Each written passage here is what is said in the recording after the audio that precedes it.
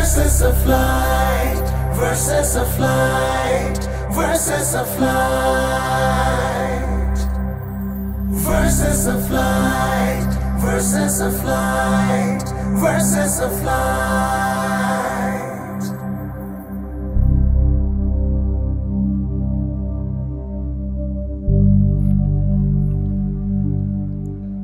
আসসালামু আলাইকুম ওয়া রাহমাতুল্লাহ। রহমতপূর্ণ এই রমাদান মাসে পবিত্র আল কোরআনকে আরো গভীর থেকে জানতে এবং জানাতে বাংলাদেশে প্রথমবারের মতো টিকে গ্রুপ আয়োজন করেছে এক ব্যতিক্রম ধর্মীয় অনুষ্ঠান, হিফজুল কোরআন প্রতিযোগিতা, পুষ্টি ভার্সেস অফ লাইট। এই সুন্দর আয়োজনে আমাদের সহযোগী হিসেবে আছে green board, super board, super doors, পুষ্টি গ্লোরি, পুষ্টি হ্যাপি টাইম, ইগল ঢেউটিন, প্রিমিয়ার সিমেন্ট, স্যাম বন্ড, ইয়োপার, ফিল আপ, ফ্রুটিয়ানা, হোয়াইট ওয়াশ, রেজাইনা এবং সাফ ডিটারজেন্ট। সুপ্রিয় দর্শক মণ্ডলী, প্রথমেই চলুন দেখে আসি কোরআন মাজিদের আশ্চর্যজনক বিষয় নিয়ে পর্ব মিরাকলস অফ কোরআন। 23 বছর ধরে কোরআন নাজিল হয়েছে। এ সময় রাসূল সাল্লাল্লাহু আলাইহি ওয়াসাল্লামের চাচা, স্ত্রী ও সন্তানদের মৃত্যু হয়, কিন্তু এই শোকের আবহ নিয়ে কোরআনে কোনো আয়াত নেই। একজন খ্যাতিমান লেখক 23 বছর সময় পেলে অবশ্যই তাতে তার ব্যক্তিজীবনের কোনো না কোনো লেখা থাকত। এই বিষয়টি প্রমাণ করে যে কোরআন কোনো মানুষের নয়, আল্লাহর পাঠানো আসমানি কিতাব। একজন মানুষ যদি নিজ থেকে কোরআন লিখত, জীবনের এই 3টি বড় ঘটনার প্রভাব সেখানে অবশ্যই থাকত। এটাই মানবীয় বৈশিষ্ট্য, যা এড়িয়ে যাওয়া কোনো মানুষের পক্ষে সম্ভব নয়। বাংলাদেশে প্রথমবারের মতো এই প্রতিযোগিতায় ছেলে শিক্ষার্থীদের পাশাপাশি নারী শিক্ষার্থীরাও অংশগ্রহণ করেছে।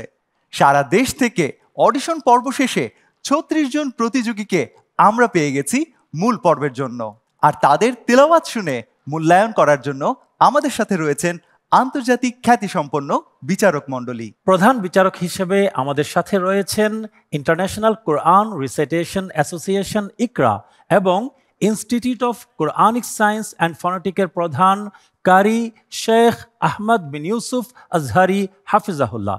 আসসালামু আলাইকুম ওয়া রাহমাতুল্লাহি ওয়া বারাকাতুহু। আমাদের সাথে আরও রয়েছেন বিচারক হিসেবে international Islamic scholar doctor Hatem সুহাইমত হাফিজাহুল্লাহ।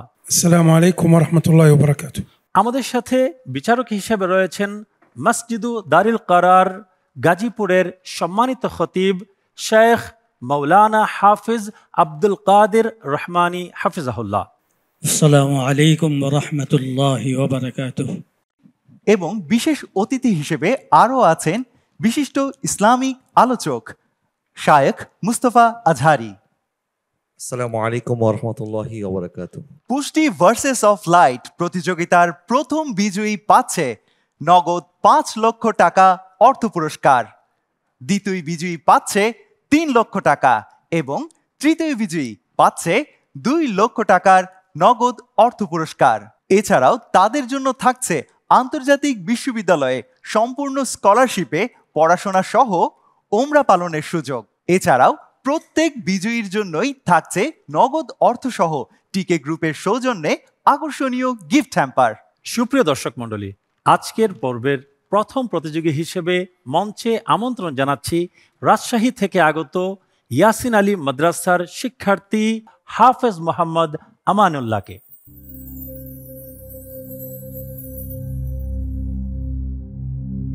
আসসালামু আলাইকুম ওয়া রাহমাতুল্লাহি ওয়া বারাকাতুহু। ওয়ালাইকুম আসসালাম ওয়া রাহমাতুল্লাহি ওয়া বারাকাতুহু। তোমার জন্য আজকের পর্বের প্রশ্ন। আউযু বিল্লাহি মিনাশ শাইতানির রাজীম। বিসমিল্লাহির রাহমানির রাহিম। يا بني إسرائيل اذكروا نعمتي التي أنعمت عليكم وأوفوا بعهدي أوف بعهدكم.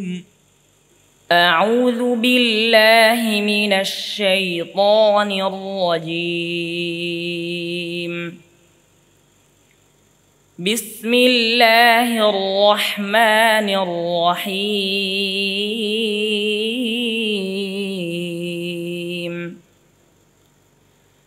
يا بني إسرائيل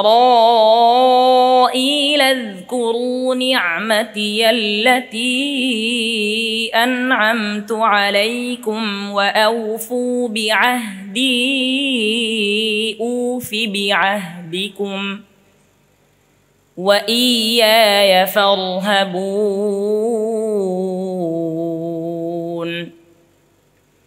وآمنوا بما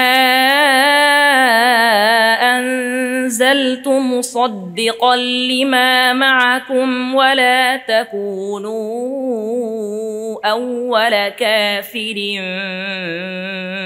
به ولا تشتروا بآياتي ثمنا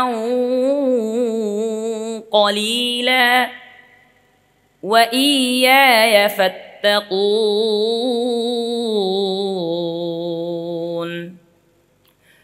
ولا تلبسوا الحق بالباطل وتكتموا الحق وأنتم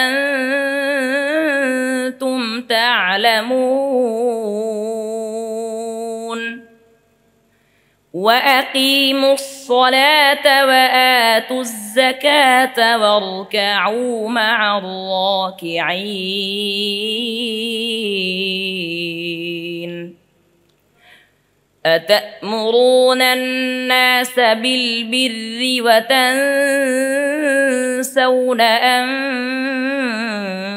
أنفسكم وأنتم تتلون الكتاب أفلا تعقلون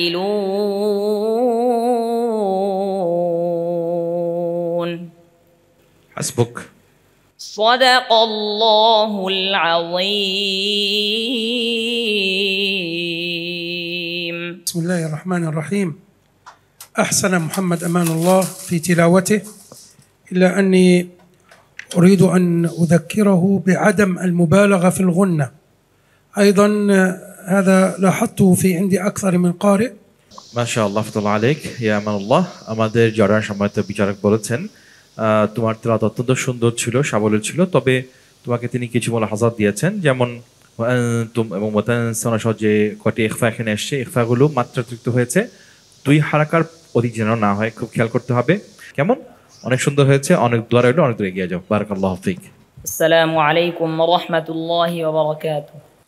সুপ্রিয় দর্শক মণ্ডলী, অনুষ্ঠানের এই পর্যায়ে আজকের পর্বের দ্বিতীয় প্রতিযোগী হিসেবে মঞ্চে আহ্বান করছি তানজিমুল উম্মাহ হিফজ মাদ্রাসার ছাত্র, ঢাকা থেকে এসেছে হাফেজ মোহাম্মদ আব্দুল্লাহ।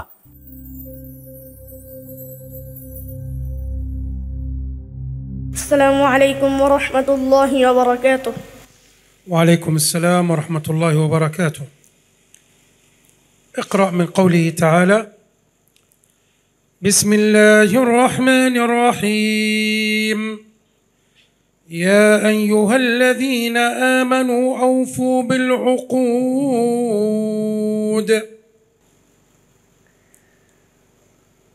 أعوذ بالله من الشيطان الرجيم.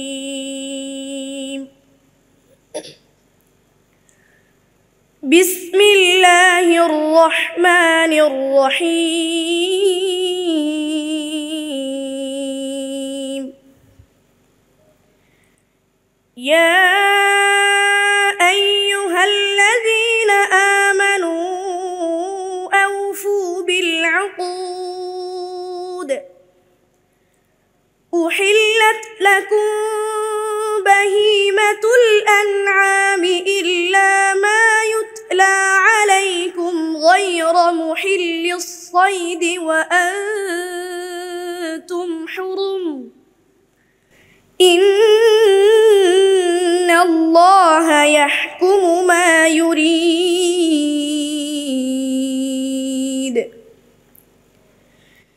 يا أيها الذين آمنوا لا تحلوا شعائر الله ولا الشهر الحرام ولا الشهر الحرام ولا الهدي ولا القلائد ولا آمين البيت الحرام ولا آمين البيت الحرام يبتغون فضلا من ربهم ورضوانا وإذا حللتم فاصطادوا ولا يجرمنكم شنآن قوم أن صدوكم عن المسجد الحرام أن تعتدوا وتعاونوا على البر والتقوى واتقوا الله انتبه. وتعاونوا على البر والتقوى وتعاونوا على البر والتقوى ولا تعاونوا على الإثم والعدوان واتقوا الله إن الله شديد العقاب. حسبك. صدق الله مولانا العظيم. ما شاء الله. অত্যন্ত চমৎকার শৈল কণ্ঠে তুমি আমাদেরকে তেলাওয়াত শুনিয়েছো। আল্লাহ যেন তোমার এই কণ্ঠের মধ্যে আরো বারাকাহ দান করেন। তবে আমার কিছু কমেন্টস রয়েছে। আমানু আফু, এই যে মাটি এসছে এটা পরিমাণটা কম হয়েছে। গায়রা, এখানে যে রটি এসছে এটা তাফখিম আর একটু মোটা হবে, হেভি হবে। এবং ইউরিদ, তুমি যখন থেমেছো নাকে এসছে, এটা যেন না আসে। এই বিষয়গুলো খেয়াল করলে তোমার তেলাওয়াতের মান আরো অনেক উন্নত হবে। অনেক দোয়া রইল, অনেক দূরে গিয়ে যাও। তোমার জন্য দোয়া রইল, অত্যন্ত সুন্দর তেলাওয়াত, বারাকাল্লাহ ফিক। আসসালামু আলাইকুম ওয়া রাহমাতুল্লাহি ওয়া বারাকাতুহু।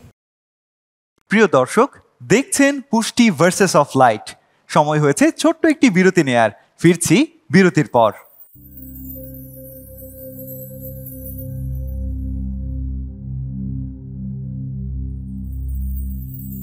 Verses of light, verses of light, verses of light.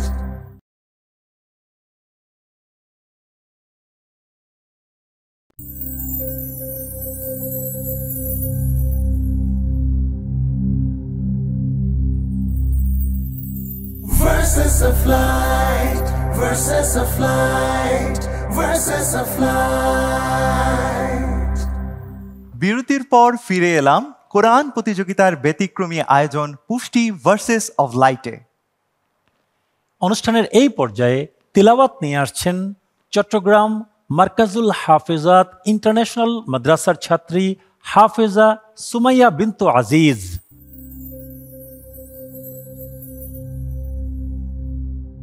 السلام عليكم ورحمة الله وبركاته. ওয়ালাইকুম আসসালাম ওয়া রাহমাতুল্লাহি ওয়া বারাকাতুহু। তোমার জন্য প্রশ্ন। বিসমিল্লাহির রহমানির রহিম। ওয়া আউফু বিআহদিল্লাহি ইযা আহাদতুম ওয়া লা তানকুদুল আইমান ولا تنقضوا الأيمان بعد تنكيدها. أعوذ بالله من الشيطان الرجيم. بسم الله الرحمن الرحيم. وأوفوا بعهد الله إذا عاهدتم ولا تنقضوا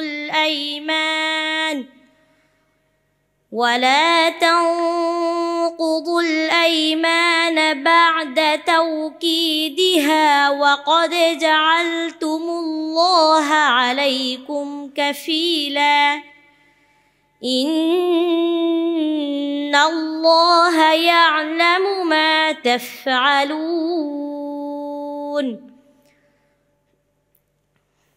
ولا تكونوا كالتي نقضت غزلها من بعد قوة أنكاثا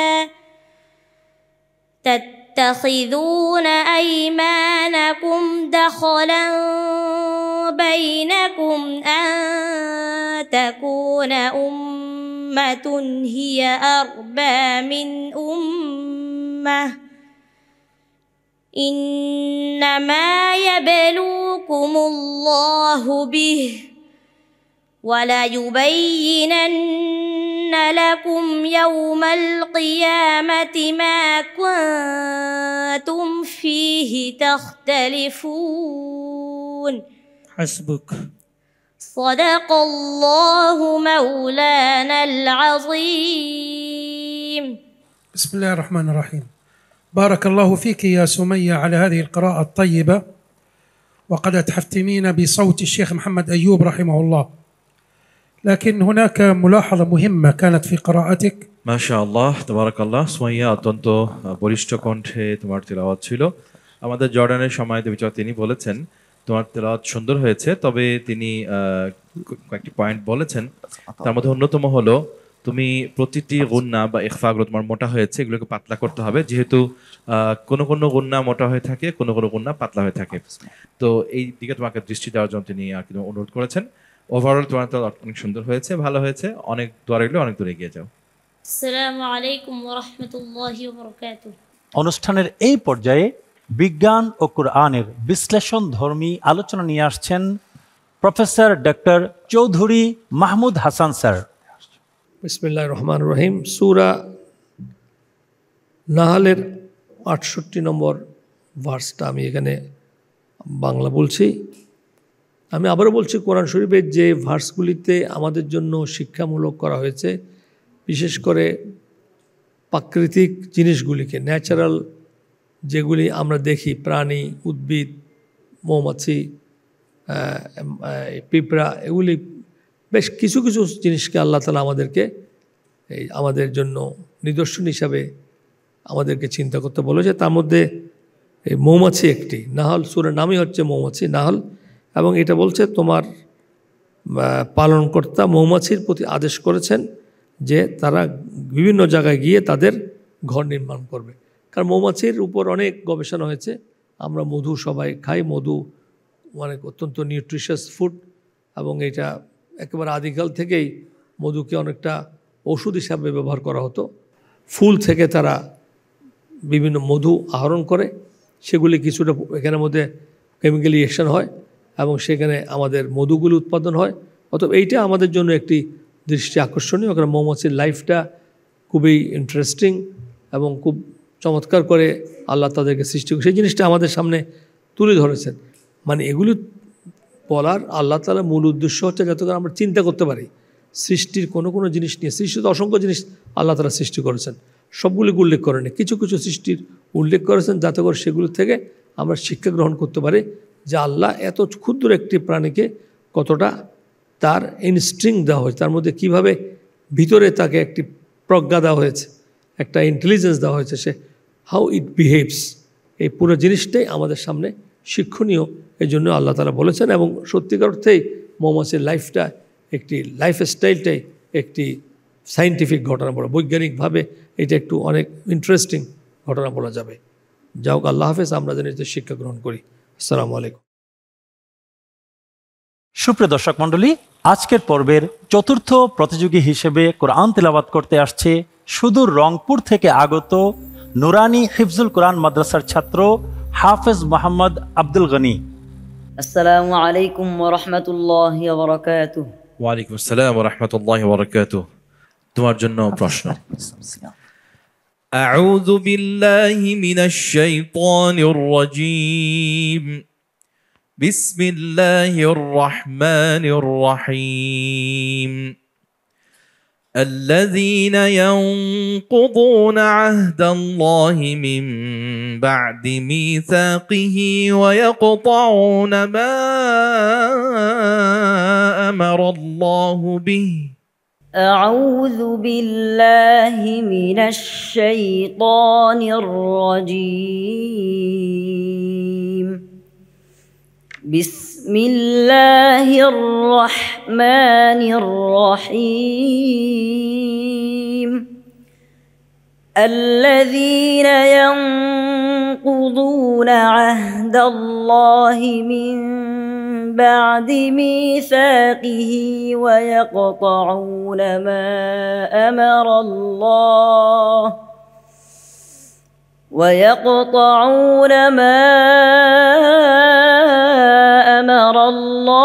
به أن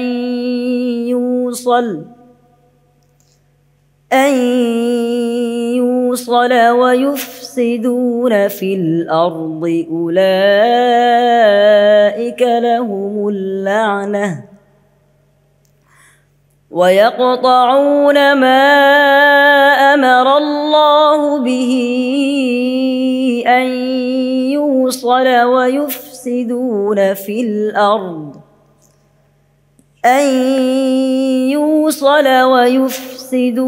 في الأرض أولئك لهم اللعنة ولهم আতাল গনি আমি তোমাকে প্রশ্ন করেছি সূরা বাকারাতে যেটি রয়েছে সেখান থেকে সূরা বাকারা থেকে পড়ো সূরা রাত থেকে না الذين ينقضون عهد الله من بعد ميثاقه ويقطعون ما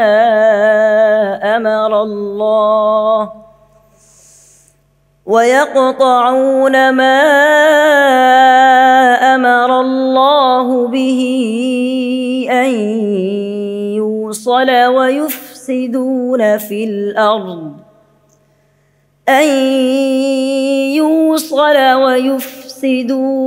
الأرض أولئك لهم اللعنة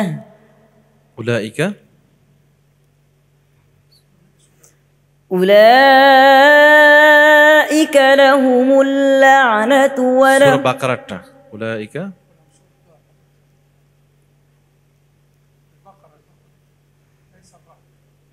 সূরা রাদ যেটা ওটা না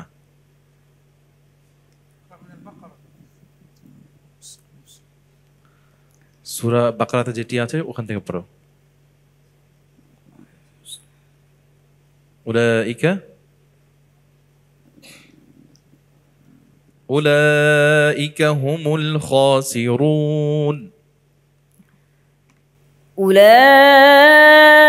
هم الخاسرون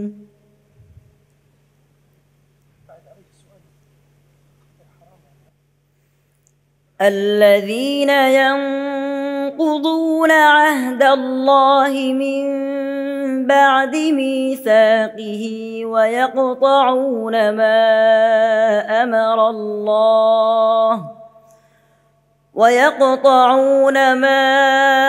أمر الله به أن يوصل ويفسدون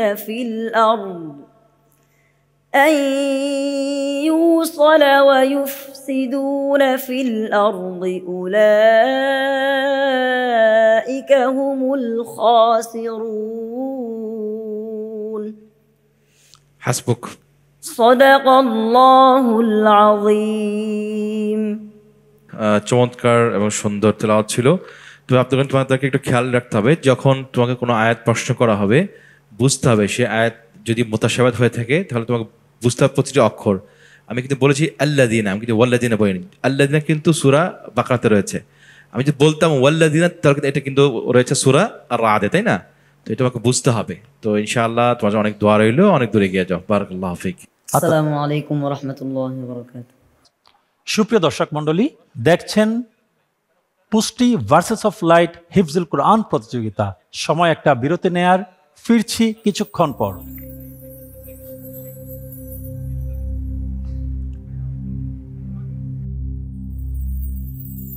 Verses of light, verses of light, verses of light.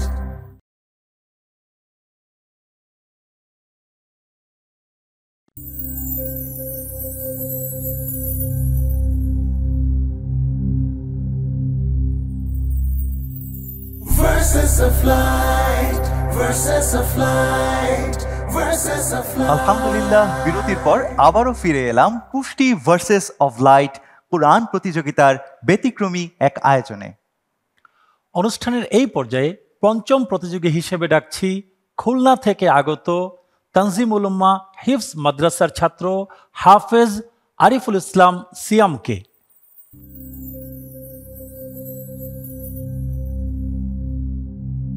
السلام عليكم ورحمة الله وبركاته.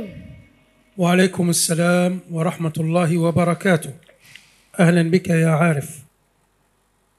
اقرأ من قوله تعالى: أعوذ بالله من الشيطان الرجيم ولقد كانوا عاهدوا الله من قبل لا يولون الأدبار وكان عهد الله مسؤولا. أعوذ بالله من الشيطان الرجيم. بسم الله الرحمن الرحيم. ولقد كانوا عاهدوا الله من قبل لا يولون الأدبار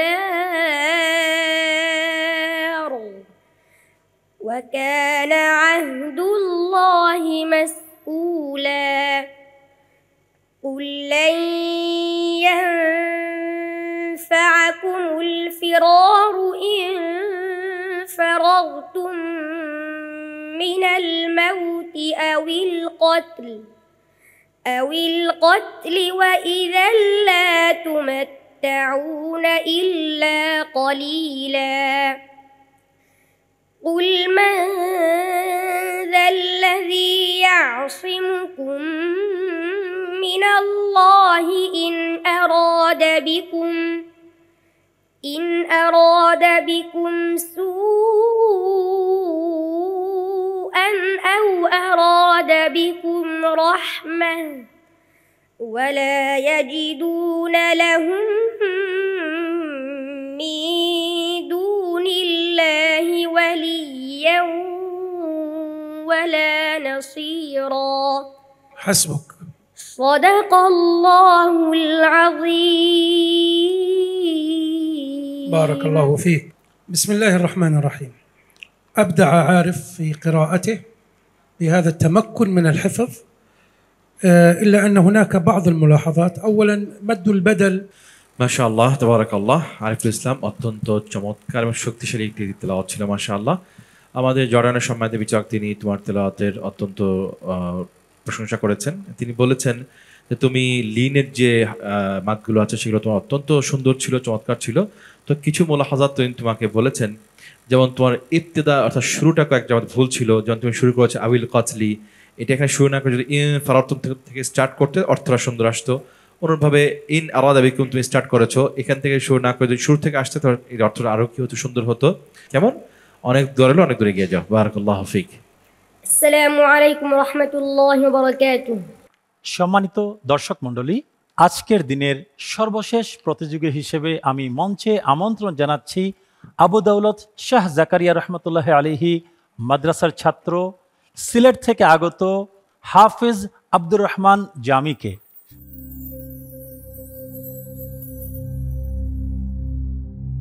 আসসালামু আলাইকুম ওয়া রাহমাতুল্লাহি ওয়া বারাকাতুহু। ওয়ালাইকুম আসসালাম ওয়া রাহমাতুল্লাহি ওয়া বারাকাতুহু। তোমার জন্য প্রশ্ন। আউযু বিল্লাহি মিনাশ শাইতানির রাজীম। বিসমিল্লাহির রহমানির রহিম। واخفض لهما جناح الذل من الرحمة. أعوذ بالله من الشيطان الرجيم. بسم الله الرحمن الرحيم. واخفض لهما جناح الذل من الرحمة وقل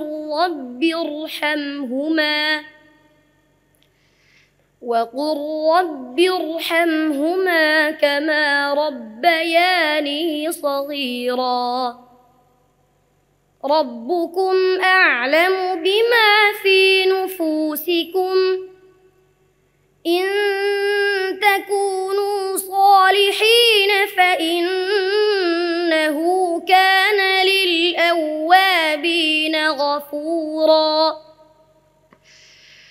وآت ذا القربى حقه والمسكين وابن السبيل ولا تبذر تبذيرا إن المبذرين كانوا إخوان الشياطين وكان الشيطان لربه كفورا وإما تعرضن عنهم ابتغاء رحمة من ربك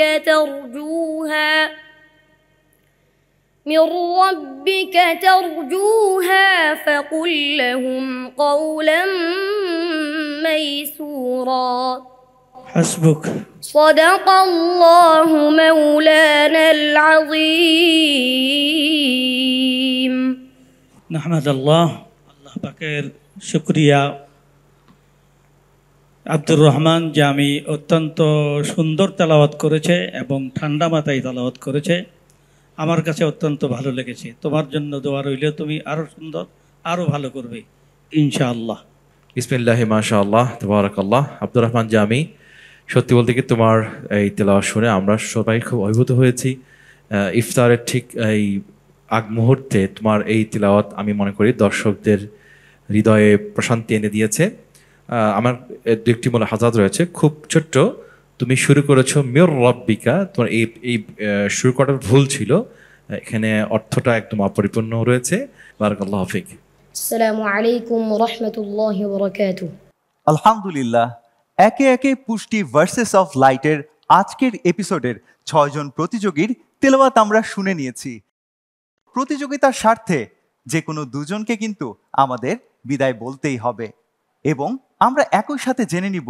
কোন 4 জন যাচ্ছে পরবর্তী রাউন্ডে তবে যে দুজন বাদ পড়ছে তারাও কিন্তু বিজয়ী তাদের জন্য থাকছে পুরস্কার আমরা জেনে নিব তাদের নাম কিন্তু তার আগে আমাদের বিশেষ অতিথি শায়খ মুস্তাফা আজহারের কাছে জানতে চাই কেমন লাগলো আমাদের আজকের আয়োজন রাহমাতুল্লাহ আলহামদুলিল্লাহ ওয়াসসালাতু ওয়াসসালামু আলা সাইয়্যিদিনা রাসূলিল্লাহ আম্মা বাদ সত্যিকার অর্থে মাহে রমাদানের এই আজকের এই সুন্দর আয়োজনে আমি আসতে পেরে নিজেকে খুবই গর্বিত মনে করছি পাশাপাশি ধন্যবাদ জানাচ্ছি পুষ্টি ভার্সেস অফ লাইট এই আয়োজনের সাথে যারা যারা জড়িত সকল কলা কৌশলীকে এবং বিশেষ করে টিকে গ্রুপকে এত সুন্দর একটি আয়োজন আমাদেরকে উপহার দেওয়ার জন্য আমি যতই পবিত্র কোরআন থেকে তেলাওয়াত শুনছিলাম মন্ত্রমুগ্ধের মতো আমি পুলকিত শিহরিত যে আল্লাহ সুবহানাহু ওয়া তাআলার কালাম আমাদের ছোট্ট ছোট্ট সোনামণিরা হাফেজে কোরআন এত সুন্দর করে তার তেলাওয়াত করছিল অন্তঃস্থল থেকে মোবারকবাদ জানাই এবং এই প্রোগ্রাম থেকে আমরা এই দাওয়াতটি ছড়িয়ে দিতে চাই আসুন আমরা কোরআন পড়ি কোরআন বুঝি কোরআন অনুযায়ী আমল করি সবাই ভালো থাকবেন আসসালামু আলাইকুম ওয়া রাহমাতুল্লাহ দর্শক আর এবার আমরা জেনে নিব 26 এবং 25তম বিজয়ী সেই বন্ধুদের নাম যারা আমাদের আজকের এপিসোড থেকে বিদায় নিচ্ছে তাদের নাম ঘোষণার জন্য মঞ্চে ডেকে নিচ্ছি জর্ডানের কোরআন বোর্ডের চেয়ারম্যান শায়েখ ডক্টর হাতিম সুহাইমাত السلام عليكم ورحمة الله وبركاته محمد عبد الله ومحمد عطاء الغني جزاكم الله خير بارك الله فيكم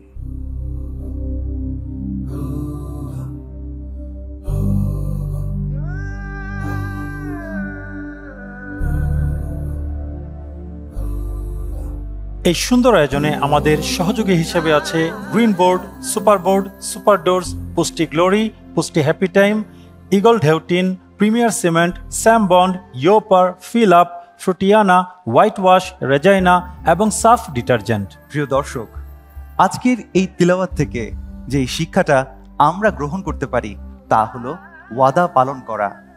ওয়াদা ভঙ্গ করা কিন্তু মুনাফিকের লক্ষণ। আল্লাহ না করুক আমরা যেন সেই কাতারে না যাই। আল্লাহ আমাদের সবাইকে ওয়াদা পালন করার তৌফিক দান করুক। প্রিয় দর্শক, ইফতারের সময় ঘনিয়ে এসেছে। ইনশাআল্লাহ আগামী পর্বে আবারও দেখা হবে। ওয়াসসালামু আলাইকুম ওয়া রাহমাতুল্লাহ।